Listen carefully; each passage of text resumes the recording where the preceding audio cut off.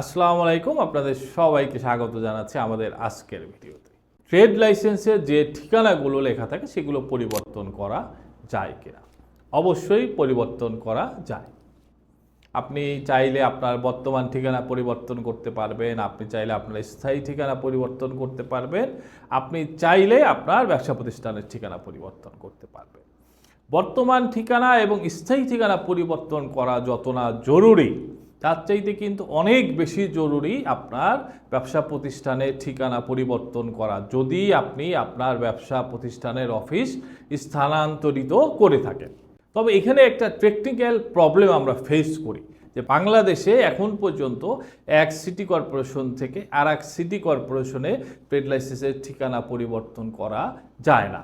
একটা উদাহরণ দিয়ে বলি, ধরেন আপনার অফিস আছে এখন মতিঝিলে, তার মানে আপনি দক্ষিণ সিটি কর্পোরেশনের অন্তর্ভুক্ত।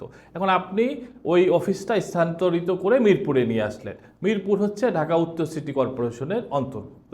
তাহলে এখন কি আপনি চাইলেই ঠিকানা চেঞ্জ করে এই দক্ষিণ থেকে উত্তরে আসতে পারবেন? অবশ্যই পারবেন না। সেক্ষেত্রে আমাদের একটা অন্য মেকানিজম ফলো করতে হয়। এইভাবে আমরা আমাদের ব্যবসার ঠিকানাটা পরিবর্তন করতে পারি। সাথে থাকবেন, ভালো থাকবেন। ধন্যবাদ সবাইকে।